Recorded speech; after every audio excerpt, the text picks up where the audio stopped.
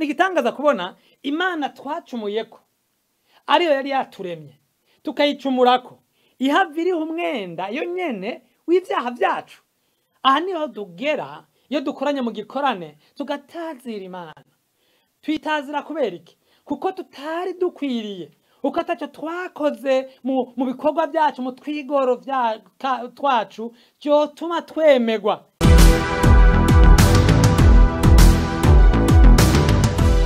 Ndakuramukije amahoro y'Imana nshuti mukundwa uriko urakurikirana uno mwanya w'insiguro y'ijambo ry'Imana. Ndaguhaye ikaze muri runo rukurikirane tugiye gutangura gwerekeye igitabo c'Abaroma. Igitabo c'Abaroma ni igitabo muri kahise k'ishengero camye kibera umugisha ishengero. Igihe cyose abantu bakirimbuyemwo neza batahura isubiranyuma barimwo bakagira inyota kugaruka ku Mana. Nifuza yuko nsenga yuko muri iki gihe tuzomarana tuvugana aya majambo uhora hazogendera imitima yacu akadushiramo gutahura igikorwa ciwe maze akanavyura ubuzima bwacu bw'impwemu. Uyu munsi rero tukaba tuvugane mu bice bitatu vya mbere byo mu Baroma, ikigo kivuga ngo umuntu yokora iki ngo yemegwe n'Imana. Nagomba dusoma amajambo makeya yo mu gihe cya gatatu cikete Paulo yandikiye Abaroma kuva ku murongo wa 21 gushika ku murongo wa 26. Ayandi turaza turayavugana uko dutera tuje imbere. Ku Baroma 3:21 havuga ngo ariko noneho ivyagezwe bitariho ukugoroka kuva ku Mana kurahishuwe, gushingirwa intahe n'ivyagezwe n'ivyo bavugishwa n'Imana. Nukugoroka kuva ku Mana kuzanwa n'ukwizera Yesu Kristo kugira ngo abizeye baguhabwe, abizeye bose baguhabwe, kuko atatandukaniro. Bose bakoze ivyaha ntibashikira ubwiza bw'Imana, batsindanishirizwa n'ubuntu bwayo ibibahereye ubusa kubwo gucungurwa kubonerwa muri Kristo Yesu. Uw'Imana yashizeho kub'impongano y'uwizera ayigirwa n'amaraso yiwe, kugira ngo Imana yerekane ukugoroka kwayo kuko yirengagije ivyaha vyakozwe kera kubw'imbabazi zayo, no kugira ngo yerekane kugoroka kwayo muri iki gihe ngo ibe iyigororoka n'iyitsindanishiriza uwizeye wese. Amen. Amajambo tugima tuvugane navuze yuko yerekeye ikibazo gikomeye cyane, ikibazo gitandukanya amadini n'ayandi, kivuga ngo umuntu yokora iki ngo yemegwe n'Imana. Ikibazo mu vy'ukuri Paulo yashimye kugihera ko muri kete giza yandikiye Abaroma, yarafite umugambi wo kucayo agiye muri Espagne ajanye ubutumwa bwiza. Cyari nk'icete cyerekana ivyo yemera, ivyo yizera, n'ingene abo bahuzima ru Kristo, mugacane cyane yagomba ko bamenye ivyo yemera, bamenye aho ahagaze, bamenye uko abona ibintu. Hanyuma acahera kuri iki kibazo nyamukuru amadini yose atandukanirako, ni iki kivuga ngo mbega Imana nokora iki ngo nemegwe nayo. Iri jambo ry'ukwemegwa n'uwo wahemukiye, kubemera yuko umuntu ari umunyavyaha canke Imana igororotse, ni jambo rigoye mu buzima bwa misi yose ahi wacu no mu muco wacu. Hari ivyaha bimwe bimwe iyo umuntu abikoze, abikoreye bagenzi biwe, bimusaba akigoro kuko umenya icyo yokora ngo abivemwo. Ndabibona kenshi ku bantu baciye inyuma y'amategeko bakubaka urugo badaciye mu mategeko, bagacikiza canke bakabana badaciye amategeko canke imbere y'ishengero. Umuryango w'uwo muntu yubatse urwo rugo uragira ingorane ngo uzogera ahantu wemegwa n'umuryango uwo umufasha uwo umwana wabo bubakanye. Abashinga ntaye barakorana bakajana inzoga bakaza gusaba imbabazi, niko bavyita. Abari jambo ritoshe kuvuga uko baza baciye bugufi bemera ko bakoze ikosa, bagerageza kuvuga ati mwotwemerera ko twamaze kwegeranwa n'abana bacu natwe tukegerana. Biragora gose ko bagera ku rugo rugezo gukwemegwa. Nibuka nkiri muto ko nakoze ikosa, n'umuvyeyi wanje arashavura, maze ndirukanga nja kunyegera, nirirwa umunsi wose nyegeye ahantu. Ariko rero nkuko abavyeyi bakunda kubivuga ngo gashiga irakugarukana, umugoroba uratera ndumva ko ntera mwishamba, ntangura kwiyumvira ni gute subira mu maso ya wa muvyeyi wanje nagarariza twashwana niho naca mfata ivyiyumviro byo kwegeranya inkwi batantumye ntangura gusenya kugira ngo ninashika imbere yiwe basi abone ko naciye bugufi nakoze udukorwa akunda. Nabivuze yuko aha niho amadini atandukanira kuko bamwe baca bashira imbere ibyo twokorera Imana abandi bagashira imbere izindi siguro, ariko ijambo ry'Imana mbega ngaha rivuga gute? Rivuga ko bishoboka ko umuntu yemerwa n'Imana. Birashoboka ko umuntu yemerwa n'Imana iyo akoze ibi bintu bibiri tugomba tuvugane dusanga muri aya majambo. Ubwa mbere birashoboka ko umuntu yemerwa n'Imana igihe atahuye ko ari umunyavyaha kandi ko ataco yokora ngo yikize.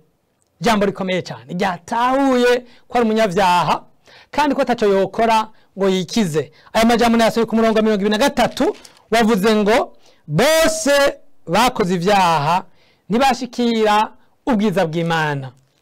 Icyaha ni iki? Icyaha no guhusha intumbero no kuba ubuzima bunyuranye n'ivy'Imana ivuga n'ivy'Imana igomba, ukaba ubuzima bunyuranye n'ivy'Imana ishaka mu mvugo zawe, mu vyiyumviro vyawe, mu bikorwa vyawe no mu byo wategeza gukora wirengagiza. Iyo nsiguro irasangiwe n'amashengero Kristo menshi. Paulo asigura ingene umuntu yaremwe n'Imana vyamunaniye gusenga Imana, ahava asenga ivy'Imana yaremye. Kosa rya mbere umuntu yakoze niko yahushije, aho gusenga umuremyi umuntu yahisemwo gusenga ivyaremwe. Tubibona mu Baroma igice ca mbere kuva ku murongo wa 20 habango kuko batamenye Imana ntibayubahe nk'Imana ntibayishime, ariko bacitse biyumvira ivy'ubusa, imitima yabo y'imburabwenge icura umuzimagiza, biyise abanyabwenge bacikira ipfu, icyubahiro c'Imana idapfa baragikaba no gusenga ibishushanyo bisa n'umuntu apfa, ivyo ibiguruka, ivyo ibigenza amaguru ane, n'ivyo ibikwega inda hasi. Paulo mu gice cya mbere yerekana icyaha ingena cyaje n'ingena cyitwa n'umuntu yaremwe n'Imana igomba kwayisenga, ayibera inshuti, ayibera umugenzi. Turabona mu itongo rya Edeni Adamu na Eva bataracumura babana n'Imana, barabagenzi b'Imana, niyo ntumbero Imana yari ifitiye abazoba mu isi bose. Ariko tubona kubera icyaha Adamu na Eva bahunga bava mu nyonga z'Imana, bahitamo gukora ivy'Imana yababujije, barahusha maze baca baja kure y'Imana. Paulo rero kubwo asandanya yerekana ko ico kibazo cyo kurongorwa n'ivyifuzo cyo guhusha intumbero cazaniye ingorane umuntu yaba yaragararije Imana gusa bigaca vyijana, yobaye amahoro akavuga ati Imana ntayo nari nkeneye. Ariko uwo muntu yahushije ntatazira uwamuremye, agatazira ivyaremwe, agatazira abana, agatazira amahera, agatazira ubutunzi, arafise ingorane. Paulo arabisigura neza ku murongo wa 24. Umviriza ingorane afise. Niyo cyatumye Imana ibaheba ngo bakore ibiteye isoni, bumvire ivy'imitima yabo igomba yifuza, bonone imibiri yabo, kuko ukuri kw'Imana babukavye ibinyoma, bagasenga bagakora icaremwe, bakakirutisha yakiremye, niyikwiye gushimwa ibihe bidashira. Amen. Aya majambo shitsa ku 26 araryoshe cyane. Acavuga ngo cyatumye Imana ibaheba ngo bifuze ivyonona, kuko abagore babo bahinduye ukundi ikimibiri yabo yaremewe, bayikoresha ikitaremewe. Kandi n'abagabo nuko baretse kugirira abagore ivy'imibiri yabo yaremewe, bashuha babengukana. Abagabo bagirira abagabo, abandi bagabo biteye isoni, kandi mu mibiri yabo bahabwa ingero zikwiranye no kuzimira kwabo. Kandi nkuko banse kumenya Imana mu mitima yabo, niko Imana yabahevye ngo bagire imitima yakahebwe, bakora ibitabereye, buzuye ukugabitanya kose, ukugira nabi, ukwifuza, ugwanko rw'ubusa, buzuye ishari, ubwicanyi, ugutongana, ubugunge, ukwitamba ku muvyimba, abanegurira mu vyongorero, abavuga abandi nabi, abanka Imana, abatukana, abibona, abirarira, abigenera ibibi, abatumvirira abavyeyi. N'amajambo menshi asigura ivyaha bikorwa mw'isi. aya majambo agaragaza ko ari ingaruka z'uko umuntu yahushije intumbero, aho gutazira uwamuremye yahisemwo gutazira ivyo yaremye, ibigirwamana, ubutunzi, icubahiro n'ibindi. Hanyuma igihano ca mbere umuntu yaciye agwamwo nuko Imana yaciye imureka ngo akore ivyo umutima wiwe wifuza. Umutima wiwe ivyo wifuza nawo ni bibi, bijejwe kumwica no kumusambura. Naha tubonamwo ivyaha vy'agahomerabunwa, mbere harimwo bimwe bimwe biriko biravugwa kino gihe abantu basubiyemwo. Kera bari barahevye kubera ubutumwa bwiza bwari bukomeye, ariko kubera bwasubiye inyuma, ibi by'abagabo babengukana n'abagore babengukana turazi ko bivugwa mu isi kino gihe vyahoraho kera ubutumwa butarakomera. Ubu ko abantu basubira inyuma bagasenga ivyaremwe aho gusenga umuremyi, tubisubiramwo. Ubu amategeko mu isi ariko aremera ivyo vyaha, kandi byari byaravuyeho kubera ubutumwa bwiza. Amaze kwerekana ko ivyo vyabaye ingorane, Pawulo mu gihe cya kabiri abandanya yerekana yuko ico kibazo ntigifiswe n'abanyamahanga, no kuvuga ngo abatatoranye idini y'abayuda, abadafise ivyagezwe, ariko kirerekeye n'abayuda. Uko mu gihe cya kabiri cyose avuga ngo wewe wiyitande, wowe unegura abandi. Yerekana yuko abayuda naho bafise ivyagezwe, naho bazi Imana y'ukuri yabihishuriye biciye muri Aburahamu n'ivyagezwe vya Mose, ntibayisenze. Akabandanya mu gihe cya kabiri arangiza avuga ati erega kuba mufise ivyagezwe ntaco bivuze nimba mutabigenderamwo. Erega gukebwa ko mu mubiri ntaco kuvuze, birutwa n'udakebwe mu mubiri ariko agendera mu vy'Imana igomba. Ariko abereka yuko abayuda nabo nyene ico kibazo kiraberekeye, idini ntirishobora kubakiza. Naha rero ku murongo 23 acagira indunduro, amaze kuvuga inzira bicamwo kugira ngo umuntu yemerwe n'Imana, acavuga ngo kuko bose bakoze ivyaha ntibashikira ubwiza bw'Imana. Ni kuko umuntu adashobora gushikira ubwiza bw'Imana acishije ahiwe. Nagomba unyumve neza, ndiko ndavuga ya ngingo ya mbere ikomeye ivuga yuko dushobora kwemerwa n'Imana twemeye ubwa mbere na mbere ko turi abanyavyaha, kandi ko ataco twoshobora. None kuki tudashobora kwikiza? Ni kubera ivy'Imana isaba ngo umuntu yemegwe nayo ni vyinshi, biragoye gushitsa. Matayo 5 ku murongo wa 45 havuga ngo iki? Havuga ngo mube gahore nkuko so wo mwijuru aragahore. Kugira ngo duhimbare Imana vyadusaba kuba agahore. No kuvuga ngo vyadusaba kuba atakintu na kimwe twagira nkuko Imana iri. Ninde muri nosi yobishobora kw'Imana igororotse? Ninde yogoroka nk'Imana? Ariko naho yogerageza ntashobora gushaka kuri iyo ntumbero. Cyo gituma Pawulo yandikiye Abanyefeso 2:8 bango ivyo ubuntu nibwo bwabakijije kuba kwizera. Nabyo ntivyavuye kuri mwebwe, ni ingabire y'Imana. Ntivyavuye ku bikorwa vyanyu kugira ntihagire n'umwe yirarira. Ico cyo cyambere gituma twemeza neza yuko nta muri yo kwikiza. Nta muntu yo kwikiza kuko ivy'Imana isaba ngo umuntu yemegwe nayo ntavyo yoshobora. Naho yogerageza harimo akantu ko mugora. Bakunda gutanga akarorero ko ugomba kujabuka ikiyaga. Tuvuga ugomba kuva mu Kabezi ababaha ni Bujumbura ugashika Kongo woga. Benshi bogerageza bagashika ku birometero bitandukanye, ariko nta numwe ndumva arashika Kongo yoze. Nuvango uwo yagize kilometero kimwe, 2, 3, tuvuge ko yagerageje idini nkuko rimwigisha, yobwira abandi ko yabarushije. Mugabo nimba atari umwe yashitse Kongo, ninde yabishoboye? Rero niho tubona abantu bagerageza guhimbara Imana, bagakora ibikorwa by'ivyagezwe, bakagerageza kumvira amadini yabo, ariko nta numwe abishobora kuko ivyo Imana isaba ntawo bishobora. Hanyuma ikindi nuko umuntu yapfuye. Igituma ntabishobora kubera iki? Umuntu yarapfuye mu buryo bw'inkemu.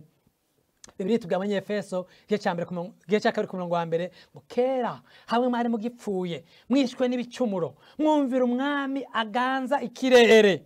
Ni kuvuga iki? Kubera icyaha cyacu amaso yacu yo mu buryo bw'inkemu yari yarahumye. Umunyabyaha amaso yiwe arahumye, nabona ikibi n'iciza, ntazi gutandukanya ikibi n'iciza uko mu buryo bw'inkemu yarapfuye. Naho yogerageza ntazi ivyo yogerageza ivyo ari byo. Niyo yogomba kubimenya ugushaka kwiwe kwarapfuye. No kuvuga iki? Arashobora kwifuza gukora iciza, arashobora kwifuza kuva mu ngeso kanaka, ariko ntabishobore. Umaze kumva abantu bangahe bimboregwa bama bituka ko bagira babivemwo, ariko umwaka gahera uwundi ugahera ntabivemo. Umaze kumva abantu bangahe bagendera mu busambanyi bavuga ati naje ndabizi ko ari bibi kandi biranduhishije, mugabo akaba amaze imyaka myinshi atarashobora gushika kuri iyo ntumbero. Ni ukuvuga iki? Ni ukuvuga yuko inguvu z'umuntu, ugushaka k'umuntu kwarononywe n'icaha, n'ibyo yifuje gukora neza kubw'inguvu ziwe navyo ashobora. Kimwe mu bihana Imana iha umunyavyaha ari hano mw'isi ni ukumureka agakora ivyo umutima wiwe ugomba. Yesu ariko arigisha iryo jambo canke iryo banga, yatanze inkuru y'umwana w'icangazi. Umwana w'icangazi yabana na se kandi ntacyo yarabuze, kuko umuntu yahorana n'Imana kandi atacyo yarabuze. Ariko uwo mwana w'icangazi ategwa n'ivyiyumviro bitari vyiza, ivyo vyiyumviro vyo kwigenga, vyo gukora uko agomba, vyo kutagendera mu burongozi ngo yirongore. Afata ubutunzi bwiwe arabujana aja mu mahanga. Kuva umunsi yavana na se, umwana w'icangazi ubuzima bwiwe bwagiye burunyuka gushika hasanga asangira n'ingurube. Ko niko umuntu amera, umuntu atarongowe n'Imana, ubuzima bwiwe ni nk'imodoka yaciye amafrein, nta na kimwe yo kimuhagarika. Ivyo umutima wiwe ugomba, ivyo kameremere yiwe igomba, nivyo akora. Navyo ivyo kameremere yama turabizi mu ijambo ry'Imana mu Bagalatiya, ni ivyifuzo, ni ingeso mbi n'ibindi. Werekera hose biragaragara ko umuntu avanye n'Imana adashobora kwikiza. Bimeze nk'impene yiboshe iziritse, hanyuma igaca yizingira. Mu vy'ukuri uko igerageza kwibohora niko yiyahura, niko ikiziriko kiyiniga. Inyishu y'impene ni ukuboroga ikabira ngo itabaza ubufasha, uko yoyo ntiyokwifasha. Uko niko n'umuntu ameze, akwiye gutahura yuko ico mworohera si ukubandanya yongereza ibirori ngo aronke amahoro, si ukubandanya yirukanga ku mupfumu aja kuwundi ngo aronke amahoro. Ni uguhagarara akemanga ati jewe ndaherewe, ntaco noshobora kugira ngo nikize. Iri ni ijambo rikomeye cyane, n'umuco w'ijambo ry'Imana udasanzwe ritumurikiye. Ni ukuvuga ngo umuntu arashobora kwemerwa n'Imana igihe yemeye gutsindwa, akemera ko ari umunyavyaha, akemera ko adashobora kwikiza. Namba wahora wibaza ingena woronka amahoro, namba wari waragerageje, namba uri mu bintu byinshi ugerageza ingena wo kwemerwa n'Imana, nta yindi nyishu ihari. Inyishu ya mbere ni ukubanza kwemera kuri umunyavyaha, ni ukubanza kwemera kuri kugenda nk'uko Imana itagomba, kandi ugatahura yuko nta nyishu ufise. Mbere wobandanya unayirondera wohava upfa, ukapfirayo ibintu bikononekara. Jambo ry'Imana guhamagara umunsi, nimba aya majambo agukozeko wemere ku umunyavyaha. Niyo ngingo ya mbere. Ngingo ya kabiri tubona ngaha muri no jambo ifasha umuntu kwemerwa n'Imana, ni mu gihe yizeye inyishu Imana yatanze. Igihe yizeye inyishu Imana yatanze. Wa murongo wa 21 na 22 twasoma uvuga ngo ariko noneho ivyandegezwe bitariho, ukugoroka kuva ku Mana kurahishuwe, gushingirwa intahe n'ivyagezwe n'ivy'abavugishwa n'Imana. Ni ukugoroka kuva ku Mana kuzanwa no kwizera Yesu Kristo, kugira ngo abizeye bose baguhabwe, kuko atatandukaniro. Inyishu Imana yatanze n'inzira Imana yaciye kugira ngo umunyavyaha aharigwe, kugira ngo umuntu asubire kwemerwa n'Imana. Umuntu nta nyishu yashobora gutora ikibazo ciwiwe. Imana yashimye ko abanyavyaha ibaha agakiza ibahereye ubusa, nikabaha kubera ivyo bakoze, ikabaha kubw'ubusa. Ku murongo wa 24 niho habivuga neza, ava ngo batsindanishirizwa n'ubuntu bwayo ibibahereye ubusa, kubwo gucungurwa kubonerwa muri Kristo Yesu. Ni gute inyishu y'Imana iduha kwemerwa nayo? Ni ukuvuga yuko igihe Imana yatanga Yesu agaja ku musaraba, yagiye mu gishingo c'umunyavyaha. Meyani majambo, Imana ivyaha ntiyabihevye, ahubwo yafashe ivyaha by'abari mw'isi bose ibiremeka umwana wayo Yesu Kristo, uwari yaravugishijwe n'abavugishwa kuva kera ko azoza agahinduka incungu y'ivyaha. Jambo ry'Imana rivuga muri Korinto ba 2:5 ngo umwe atigeze akora icaha, Imana yamuhinduye icaha ku bwacu. Nuvuga ngo mu gushira kuri Yesu ibyaha by'abari mu isi habaye icyo twita gucungurwa. Nuvuga ngo Yesu yatugiriye mu gishingo, ariko kandi amaze kutugira mu gishingo ntibyagumye ngaho gusa. Imana ntiyamuretse ariko yaramuhanye. Turibuka Yesu ari mu itongo i Getsemane ariko arasenga, yasenze avuga ngo mana yanje mana yanje, iki gikombe nikindengane, ariko cyabana yavuga ngo ariko ntibibe nkuko ngomba, bibe nkuko wewe ugomba. Bivuga iki? Ahandi bibiri bango Imana yaramuretse iraba hirya, maze aravuga ngo mana yanje nikiki gitumye umpeba. Kijya gihe Yesu yari yikoreye ibyaha byawe nanje, yari yikoreye ibyaha by'abari mu isi yose kugira ngo atange impongano. Ntiyatugiriye mu gishingo gusa, ariko impongano cyangwa ikiguzi cy'ibyaha twakoze yarakirishe. None amaze kuri ikiguzi cy'ibyaha twakoze haciye habiki, haciye haba cya kindi twasoma ku 24. Imana yaciye idutsindanishiriza. Bisigura iki? Yaciye twambika izera. Nukuvuga iki? Kwambika izera ni jambo ryo mu butungane rivuga kwitwa umugororotsi, gufatwa nk'uko umengo nta kibi wigeze ukora. Wa muntu yari umunyabyaha atokwikiza. Kristo uw'Imana yatanze kubw'urukundo yakunze abari mu isi, yambaye yagiye mu gishingo ciwe, hanyuma amaze kuja mu gishingo ciwe aca atanga impongano, kandi impongano niyo amaraso yiwe. Jambo ry'Imana riravyerekana neza aha twasomye ingena uko kugororoka kwaje kuvuye mu kuntu Imana yatanze umwana wayo agatanga impongano. Umurongo wa 24 ngo batindanishijwe n'ubuntu bwayo ibibahereye ubusa kubwo gucungurwa kubonerwa muri Kristo Yesu. Uw'Imana yashyizeho kuba impongano y'uwizera, ayigirirwa n'amaraso yiwe kugira ngo Imana yerekane ukugororoka kwayo, kuko yirengagije ibyaha byakozwe kera kubw'imbabazi zayo. Rero uwizeye icyo gikorwa Kristo yakoze aca yemegwa n'Imana. Uwizeye inyishu y'Imana nayo akaba ari Yesu umwana wayo yatanze kubw'ibyaha byacu, akatugira mu gishingo, akariha umwenda, agatanga ikiguzi gisabwa, nayo yari amaraso yiwe. Umwizeye acaronka ubugingo budashira. Nigitangaza kubona Imana twacumuyeko ariyo yari yaturemye tukayicumurako, ihaviriho umwenda yo nyene w'ibyaha byacu. Aha niho dugera iyo dukoranye mu gikorane tugatazira Imana. Twitazira kubera iki? Kuko tutari dukwiriye, uko atacyo twakoze mu bikorwa byacu, mu twigoro twacu byotuma twemegwa. Kandi ivyo subishasha muri Bibiliya turabona kuva Adamu na Eva bacumura, icyo gicapo Imana yari yacerekanye. Kubera iki? Niyo yarondeye Adamu na Eva ibasanga iyo banyegeye mu ishamba bacumuye. Ni Imana yarondeye umuntu, kandi maze kumuronka niyo yishe igikoko ibambika igishato, urushato rw'icyo gikoko ngo ubwambure buhere. Byavuga iki?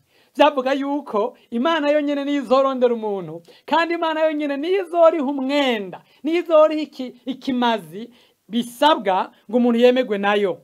Igihe Aburahamu yagira ashikana Isaka, Imana yaragaragaje icyo gicapo nyene itanga intama. Yasanze kuri urya musozi Moriya hari intama. Iyo ntama cyari kigereranyo c'igikoko c'iyindi ntama izoja mu gishingo c'abanyabyaha. Iyo ntama yagiye mu gishingo ca Isaka ariko igereranya igishapo c'iyindi ntama, umwagazi w'intama w'Imana. Uwo umuvugishwa Yesaya hamwe na Yohana umubatizi bahishuriwe. Yesaya yerekwa 53 ngo yari ameze nk'umwagazi w'intama batwaye ku macuniro. Yohana nawe amubonye bango nguyu mwagazi w'intama ukura abantu ibyaha byabo, ubakurako ibicumuro byabo. Nova yuko iki kintu umuntu asabwa agira kabiri ni ukwizera Yesu no guha ubugingo bwiwe Yesu. Amaze gutahura ko atayindi nzira iriho Imana yateguye yo gutuma umuntu yemegwamwo atari muri Kristo Yesu. Narumvise inkuru iryoshe hari mu ntambara narumvise inkuru iryoshe y'umwana. Uwo mwana yari yakoze akato. Ako kato yaragakunda cyane gose, akama agatwara ku kiyaga kugakinisha, hanyuma kagatwarwa n'amazi kakagaruka, akaryoherwa kubona icyo kirori cy'akato gatwarwa n'amazi kagaruka. Umunsi urizina ako kato gaca gatwarwa n'amazi ntikagaruka, gaca karagenda. Uwo mwana arababara cyane, arataha, arayicurikira, aratunabura, atondera, araheba. Ariko umunsi urizina ariko aragendagenda mu maduka, aza abona ka kato kari mu iduka, acabwiranye n'iduka ati yamara ndafashe umusuma, aka kato ni gwanje. Nyene iduka ati oya, urabesha mwana, kabaki wawe katabaki wawe ntavyo nzi. Jaka kato narakaranguye, aka kato kari kw'isoko gakeneye amafaranga. Aramubwira amafaranga yakeneye. Umwana kubera yakunda kato kiwe, acagenda afata kagasanduku babikamwe amafaranga, yari yarabitsemwe amafaranga yose, arakamena. Maze ashazana amafaranga yose yari afise, ayazana nyene iduka, aca arakagura. Maze ageze imbere y'umuryango avuga ijambo ryankoze ku mutima, abwira ako kato ati wa bwato bwanje, nkigukora wari uwiwanje, ariko nubu nduhiye kukugura kandi wari uwiwanje. Iryo ni ijambo rikomeye cyane ryerekana urukundo rw'Imana yadukunze. Kano karorero, Imana niyo yaturemye, ariko icyaha kidutwara kure yayo. Icyo twaha kidutwara kubabaja, kutwagwa n'ivyifuzo no kuba ibipfu. Muga Imana yo nyene niyo yarishe umwenda wo kugura, wo gucungura uwo yari yararemye. Rero igihe twakizwa, wemeye kwakira Yesu, Imana imubwira ati nari narakuremye, nkikurema wari uwiwanje, ariko raba kuko ndagukunda nduhiye kukugura. Ngundi muco ijambo ry'Imana ritumurikiye muri na mirongo y'ijambo ry'Imana. Umuntu ashobora kwemerwa n'Imana igihe yizeye inyishu Imana yatanze. Iyo nyishu nayo n'ukwizera Yesu nk'umwami n'umukiza. Imbere y'ikibazo kidasanzwe cy'umwana w'umuntu, Imana yatanze inyishu idasanzwe. Yatanze umwana wayo kugira ngo umwizera wese ntapfe rubi, ariko ahabwe ubugingo budashira. Murongo wa 22 hatubwiye ngo nukugororoka kuva ku Mana kuzamwa no kwizera Yesu Kristo, kugira ngo abizeye bose baguhabwe. Imana iri kurahamagarira umuntu wese akiri mu vyaha, naba wari kurankurikirana ukigendera mu vyaha. Nagomera kubwira ko inzira yabonetse, kandi iyo nzira yavuye ku Mana, kandi iyo nzira yatanzwe n'Imana. Yatanze umwana wayo yikorera ibyaha byawe, yikorera ubupfu bwawe, kugira ngo nawe uronke ukugororoka kuva ku Mana. Paulo mbere mu gihe cya mbere ku murongo 16 avuga ati iyo nkuru nziza y'agakiza n'ububasha buzanira uwizera wese agakiza. Abizeye iyo nkuru ntibasubira kuba nkuko bari bameze. Je nayizeye ino nkuru sinyaka 15, ubuzima bwanje bwaciye buhinduka. Namba ugomba guhinduka no kubona ibihe byiza mu buzima bwawe, kuye kwizera Yesu umwami n'umukiza. Imana ishimwe cyane kubwana amajambo Paulo yanditse, asunitswe na mpwemu yera, adutahuje icyo umuntu yokora ngo yemegwe n'Imana. Inyishu yarabonetse, ariko hasigaye kuyigira iyiwawe. None wewe wokora iki kugira ngo wemegwe n'Imana ubunyene? Ni wicuze kubw'ibyaha wakoze, ufate ingingo yo guhindukira hamwe no guhegurira ubugingo bwawe Yesu, kugira ngo akubere umwami n'umukiza w'ubugingo bwawe.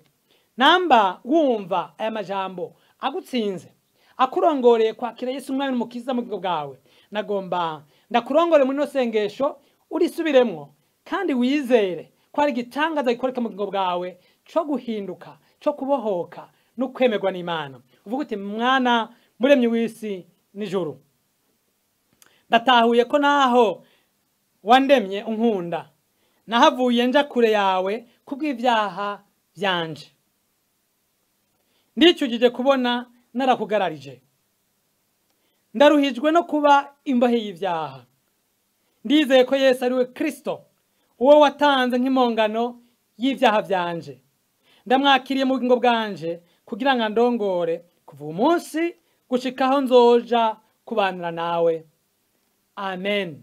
Imana iguhezagire. Usende no sengesho wizeye Imana irahindura ubugingo bwawe, mpwemu yera arahindura ubugingo bwawe. Reka ndagusengere nawe wumvise aya majambo kugira ngo ashishikare ahindura ubugingo bwawe. Mana, ndagushimiye amajambo meza atuhishurira inzira waciye kugira ngo twemerwe nawe. Turagushimiye impongano y'ivyaha watanze ku bwacu kugira ngo twitwe abagororotse. Aya majambo ndasenze Mana ngo wayakiriye ari bushasha amuhindure, kandi n'uwo yayakiriye yaza yarayakiriye abandanya akomeza ukwizera kwiwe, anezererwe ino nzira waciye kandi ayigenderemwo mu kuri kose iminsi yose. Mu izina rya Yesu Kristo senze, amen. Imana iguhezagire.